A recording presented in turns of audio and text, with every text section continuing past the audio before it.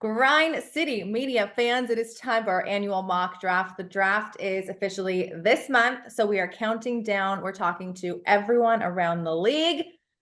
And of course, when the Atlanta Hawks beat all the odds and magically came out with the #1 overall pick, that's who we're starting with today. Oh, I think it's very, very close. I think it's a three-way race, and if I have to pick, I think it's going to be Alex Sarr, but it's not without some peril given the parameters of what the Hawks have to deal with over the next few seasons. Representing the Washington Wizards, who are you choosing? Representing the Washington Wizards, I am choosing Stephon Castle out of UConn. I am shocked. I am shocked. Okay, give me a breakdown. Why? You look at the NBA and the way the dynamic is nowadays. You see teams like the Boston Celtics representing the East in the NBA Finals. That 1-2 punch, that dynamic 1-2 punch of Jason Tatum and Jaylen Brown is something that a lot of teams can't contend with. Mm-hmm. The Wizards last year, they took Bilal Coulibaly within the lottery, and he could be a bright spot. So adding Stephon Castle next to him, it could be a pretty interesting dynamic between the two. With the Rockets pick, I will take Zachary Resacher. And for the purpose of this video, I did practice saying his last name correctly. Yes, en français. Resacher. He has the most upside of the guys on the board. And he's a wing. And you'd say, well, if you're looking for fit, you wouldn't take a wing. But again, I don't think that's a consideration when they're actually on the clock. With the 4th overall pick, the San Antonio Spurs are going to take Rob Dillingham. Okay, this one does not surprise me, and I'm happy you chose this one because I want to chat about it. San Antonio, they were one of the worst three-point shooting teams in the NBA last season. They didn't really have any advantage creators outside of a guy like Victor Wembanyama, but he needs help. They need someone who can handle the ball. They need someone who can create for others. They need someone with a little bit more gravity than a Trey Jones. And Trey Jones was awesome for the Spurs as that spot starter for most of the season, rather. And they just need to find an upgrade. I'm going to go with Donovan Clingan. Donovan Clingan, two-time national champ out of UConn. He is a big dude. He is 7'2". They need a little bit of everything. You win 14 games, you probably need everything. But I think if you have a chance to really address your rim protection for the next decade plus, I think that's a pretty easy decision to make. They need a little bit of everything. Like the Hornets are one of those teams that you can't just say, okay, we can be picky and choosy and we need a small forward or we need a power, backup power. No, you need to get the best player available at that spot. If Reed Shepherd from Kentucky has not been taking the top 5 picks, to me, he's the guy the Hornets would select. Well, I kind of have a pretty good idea of the types of swings they like to take and the types of prospects they go after and kind of what their type is. And the one to me that checks all of those boxes is Cody Williams from Colorado.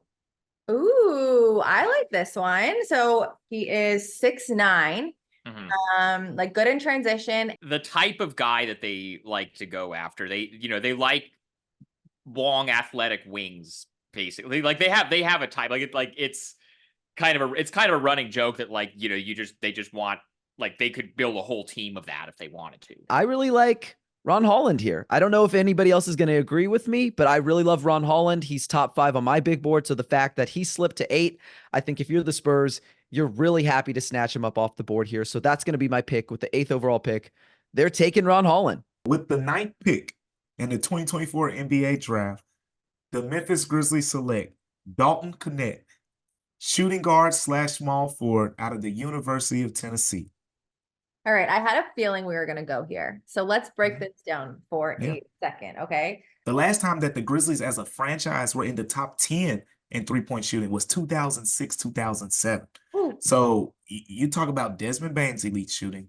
You got Luke Kennard still in the picture right now. And then if you add Dalton Knecht, to me, that gives you 3 elite level shooters, guys where if they're wide open, you can just go back to the running to the other end and say, oh yeah, that's a bucket. I'm taking with number 10 pick of the 2024 NBA draft, I'm taking Matas Buzelis.